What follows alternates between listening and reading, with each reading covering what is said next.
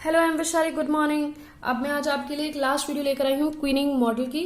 एक चीज और मुझे डिस्कस करनी थी। अगर आप लोग चाहते हो कि मैं मिसलेनियस क्वेश्चंस डिस्कस करूं क्वीनिंग मॉडल के, तो जल्दी से कमेंट करके बताइए। मैं एक वीडियो मिसलेनियस क्वेश्चंस पे ले आऊंगी क्वीनिंग मॉडल के, जिसमें आपको सारे वैरायटी ऑफ क्वेश्चंस मिल जाएंगे। थोड़ी बड़ी होगी वीडियो लेकिन हेल्पफुल होगी।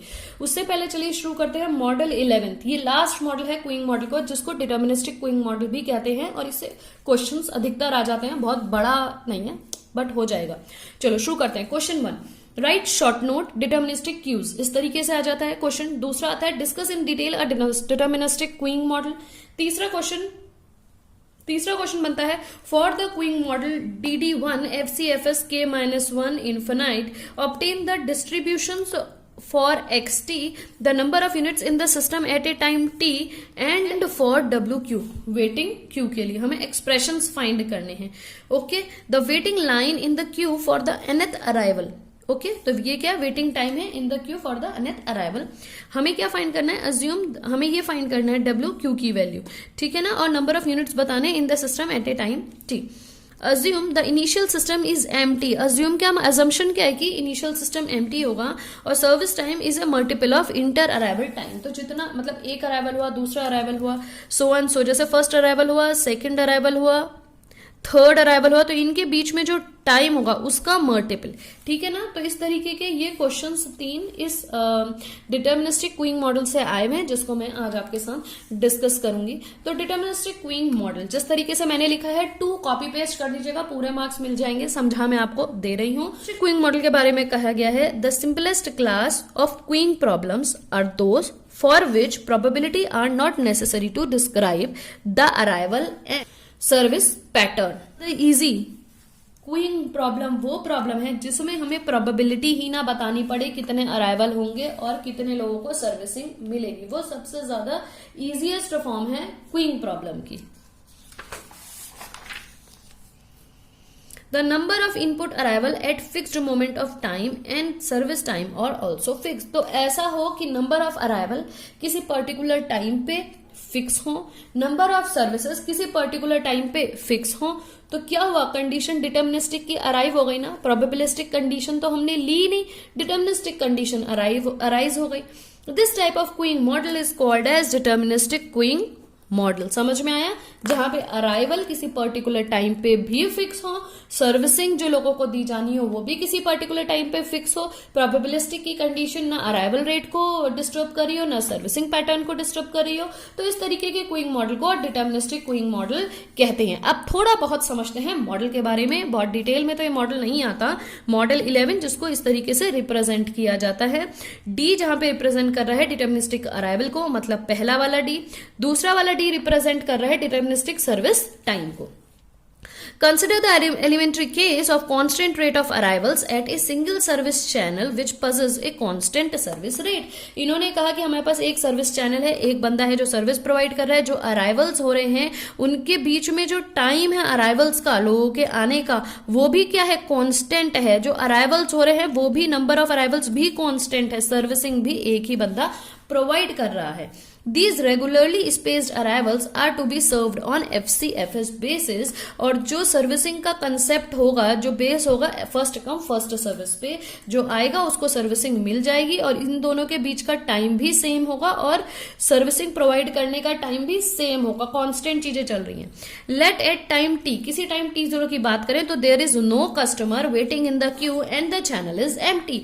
अगर हम कहें कि हमारा क्यूइंग सिस्टम अभी अभी स्टार्ट हुआ है, टाइम T0 के बारे में बात करें तो कोई कस्टमर भी नहीं है और चैनल क्या है, खाली है।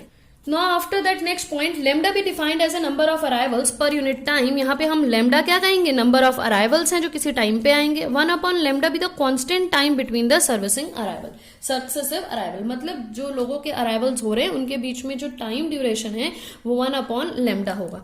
म्यू यहाँ पे बताएगा service rate in the time of completion per unit time when the server is busy. जब सर्वर बिजी हो तो जब आपको सर्विसिंग आप प्रोवाइड करोगे, एक को सर्विसिंग दी, दूसरे को सर्विसिंग दी, तीसरे को सर्विसिंग दी, तो जो सर्विसिंग आप प्रोवाइड कर रहे हो 1 by 1, उसका जो रेट होगा वो म्यू होगा। 1 upon mu is a constant servicing time, ठीक है। तो जितनी देर आप सर्विस प्रोवाइड कर रहे हो उसको 1 upon म्यू से शो शो किया जाएगा। तो यहाँ पे डिटर्मिनिस्टिक में समझिए चीजें बहुत ज्यादा कांस्टेंट हैं जो वेरी नहीं कर रही हैं, ठीक है ना। नेक्स्ट पॉइंट है, नाउ सपोज लेमडा क्या है अराइवल, म्यू क्या है सर्विसिंग रेट। तो लेमडा की वैल्यू अगर ग्रेटर हो जाती है म्यू से तो क्या होगा, arrival rate is greater than the servicing rate. अगर ऐसा कुछ कंसेप्ट आए तो then queue would go on increasing and will also grow beyond any bound. तो क्या होगा, लोगों के अराइवल्स होते जाएंगे और सर्विसिंग हम नहीं प्रोवाइड करते जाएंगे तो क्या होगा, वो किसी लिमिट से ज्यादा लोग आने लग जाएंगे। Such successive customer would wait for long than his precedent for servicing time. Eventually customers would be waiting forever. अगर ऐसी सिचुएशन हो कि लोग वेट करते जा रहे हैं और सर्विसिंग हम टाइम पे नहीं प्रोवाइड करते आ रहे हैं, लोग जुड़ते ही जा रहे हैं, तो ऐसी एक कंडीशन आएगी कि वो लोग जो एक पर्टिकुलर लिमिट है क्यू की उसको क्रॉस कर देंगे और कस्टमर्स को बहुत ही लंबे समय के लिए, फॉर एवर, बहुत लंबे समय के लिए वेट करना पड़ेगा। नेक्स्ट है, to prevent this situation forced balking is imposed on customers whenever the number of the system get increased to a certain size। यहाँ ये दिया गया, अगर इस तरीके की सिचुएशन हो कि लोग बढ़ते जाएं और उनको बहुत ही देर तक इंतजार करना पड़े तो हम फोर्स्ड बल्किंग का कंसेप्ट लगा देते हैं। बल्किंग की डेफिनेशन मैंने आपको बताई थी। तो हम लोग क्या करते हैं, बल्किंग को फोर्सफुली अप्लाई करते हैं ताकि लोगों को सर्विसिंग मिले। The limit on the system size will be set to k-1। अगर जो लिमिट हम दे रहे हैं सिस्टम को, कोई सिस्टम को जो लिमिट दे रहे हैं, अगर वो मैं k-1 दूं, then whenever the number of the customer in the system become k, the entry is refused। अब इस जो हमने इससे प्रीवियस टर्म पढ़ी थी कि अनलिमिटेड कंसेप्ट को ओवरकम करने के लिए हम एक लिमिट निर्धारित कर दें अराइवल के लिए एक लिमिट निर्धारित कर दें। तो अगर हम k-1 लिमिट सेट करते हैं, अगर kth अराइवल होता है तो उसको हम रिफ्यूज कर देंगे, अपने सिस्टम में नहीं आने देंगे। लेट द नंबर, ताकि कॉन्स्टेंटली काम चलता रहे। Let the number in the system at a time T be nt। अगर nt लोग हैं किसी टाइम t पे and the time nth arrival customer must wait in a queue to obtain the service is wq to the power n। अगर t time पे nt लोग already हैं, that means n units हैं t time पे, and the time nth arriving customer must wait in the queue. और जो nth arrival customer है उसे वेट करना पड़ा तो उसका वेटिंग टाइम शो होगा इससे wq to the power n से। Under this as soon as the service is completed another is started. जैसे ही सर्विस कंप्लीट हो दूसरे को सर्विस मिल जाएगी। The number in the system at a time T is determined by, अब number कितने हैं सिस्टम में उसको कैसे डिटरमाइन कर सकते, by equation and the diagram. देखिए यहीं पे जो पहला क्वेश्चन आया था मैंने आपको बताया, यहाँ पे उन्होंने क्या कहा, obtain the number of the units in the system eight time T and WQN value, waiting time की वैल्यू। तो ये दोनों मैं अब आपके साथ डिस्कस करना चाह रही हूँ। जो कहानी मैंने आपको भी बताई डिटर्मिनिस्टिक क्यूइंग मॉडल से रिलेटेड, वो आप थ्योरी लिख सकते हो अगर शॉर्ट नोट आएगा। अगर इस तरीके का क्वेश्चन एक्सप्रेशन वाला वो लोग पूछेंगे तो आपको यहाँ तक पूरा सॉल्व करके ही लिखना पड़ेगा। अदरवाइज जो स्टोरी मैंने आपको सुनाई, अभी जो समझाया सब कुछ डिटर्मिनिस्टिक के बारे में, इन दोनों के लिए वो चल सकता है। और चाहे तो ये NT और QT डायरेक्ट फॉर्मूला लर्न हो जाए तो वो भी लिख देना, कोई प्रॉब्लम नहीं। लेकिन इसके लिए जो स्टोरी सुनाई वो और प्लस ये सब भी लिखना जरूरी होगा, ठीक है ना। और अगर वीडियो अच्छी लगी हो तो प्लीज एक सब्सक्राइब तो बनता है और क्लासमेट्स के साथ जरूर शेयर करें, अपने फीडबैक भी शेयर करने से ना चुके। चलिए यहाँ पे एक डायग्राम मैंने बनाया जिससे हम समझते हैं। तो ये बना है, कस्टमर का अराइवल हो रहा है और कस्टमर लीव कर रहे हैं, दोनों पैटर्न हम पढ़ते जा रहे हैं ना। अब यहाँ पे nth लोग हैं, यहाँ n+1th लोग हैं, यहाँ n-1th है और यहाँ फिर nth लोग हैं। अब nth से लेके n-1th लोग के बीच में जो वेटिंग आपकी वेटिंग पड़ रही है वो पड़ रही है, उसको रिप्रेजेंट करा है WQ to the power n से, ठीक है। यहाँ पे n-1th से लेके n तक के बीच में रिप्रेजेंट किया गया है Sn से।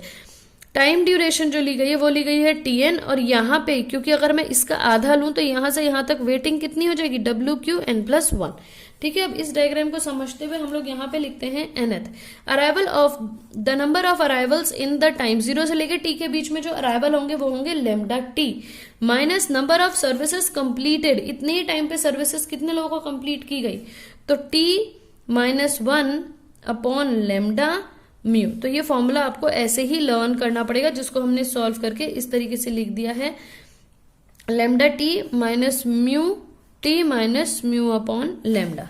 तो NT की वैल्यू आप डायरेक्टली ये भी लर्न कर सकते हो। To find the waiting time को फाइंड करने के लिए ये फॉर्मूला लगेगा, वेटिंग टाइम n+1 के लिए। So WQ⁴n plus SN minus TN। Okay, value greater than 0 होना चाहिए तब ये आएगी। अगर value less than equal to 0 है तो वेटिंग टाइम आपका क्या हो जाएगा, 0। ठीक है, तो ये दोनों फॉर्मूले आपको लर्न करने पड़ेंगे समझने से ज्यादा। और अगर इस तरीके का क्वेश्चन आएगा तो आपको इस तरीके से इसको लिखना होगा। मैंने यहाँ आपको समझा दिया है deterministic queuing model. I hope ये वीडियो आपको अच्छी लगी हो तो सब्सक्राइब जरूर करिएगा और चैनल को, ये वीडियोस को शेयर करिएगा। और अपना कोई प्रॉब्लम हो तो कमेंट के द्वारा पूछ सकते हैं। Till then, good bye.